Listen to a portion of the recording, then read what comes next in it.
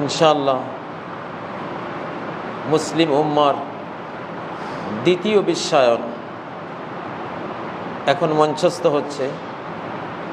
মুসলিম জাতির দ্বিতীয় বিশ্বায়ন, সেকেন্ড গ্লোবালাইজেশন। ইনশাআল্লাহ বর্তমানের পাপাচারের ধ্বংসস্তূপের উপরে মুসলিম জাতির আল কোরআনুল কারিমের দ্বিতীয় বিশ্বায়ন হবে অচিরেই। ইনশাআল্লাহ হচ্ছে, অচিরেই হবে। সেই জন্য পৃথিবী আল্লাহ টিকিয়ে রাখবেন, একেবারে ধ্বংস করে দেবেন না, কিন্তু ধ্বংসযজ্ঞ হবে, সেটা বিশ্বব্যাপী আমরা দেখতে পাচ্ছি। আসলে পৃথিবীকে পড়তে হয়, শুধু ক্লাসের বই। সাহাবীরা ক্লাসের কোনো বই পড়েননি কোরআন ছাড়া।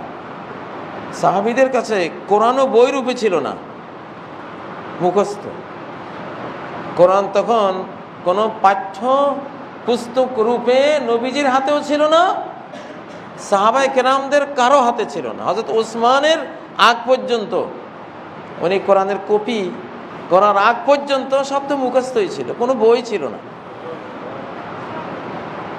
আনাজিলুহুম সুদুরহুম ফি সুদুরহিম, তাদের লাইব্রেরি, তাদের এই জায়গা সিনা, ইলেকট্রনিক লাইব্রেরি। মুসলিম উম্মাহ ছিল ইলেকট্রনিক লাইব্রেরির মালিক। এটা এখনো সফট কপি, কোরআন নাজিল হয়েছে সফট কপি। এখানে নবীজির কাছে ওয়াহি আসছে, এইখানে সফট কপি। পুরো ওয়াহিটাই সফট কপি, পুরো ওয়াহিটা হার্ড কপি না।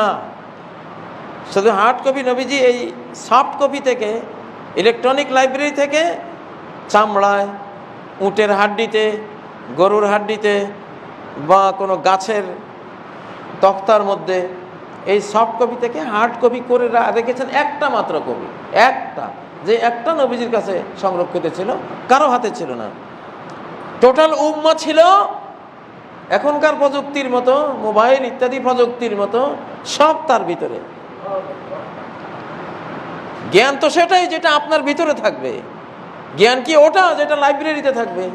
জ্ঞান কি ওটা যেটা আপনার কম্পিউটারে থাকবে? জ্ঞান কি ওটা যেটা আপনার মোবাইলে আছে? আপনি কিছুই জানেন না। কিছু হলেই আপনি মোবাইলে, কম্পিউটারে বিভিন্ন বই ঘেটে আপনি বলতে হবে এখানে কিছুই নেই। এটা তো মুসলিম উম্মাহ না। মুসলিম উম্মাহ এমন ছিল না তো। মুসলিম উম্মাহ যা ছিল সব এখানে। এইটা বল হুয়া আয়াতুম বাইয়িনাতুম ফি সুদুরিল্লাযিনা উতুল ইলম। কোরআন স্পষ্ট, আয়াতের নাম কোথায় আছে? কোথায় আছে? ফি সুদূর, সিনা। আল্লাহ নিজে বলছেন, কোরআন যিনি নাজিল করেছেন তিনি তার কোরআনের জন্য পছন্দ করেছেন এই জায়গাটা, এখানে থাকবে আমার কোরআন। বুকের ধন তোমার বুকের, এটা হলো অলংকার, এটা এখানে রাখবা। এটা কেন তুমি একটা হার্ড কপিতে রেখেছো? কোরআন তো হার্ড কপি না, কোরআন হার্ড কপি রূপে আসেনি, সফট কপি। নিজেকে কোরআনের সফট কপি বানান,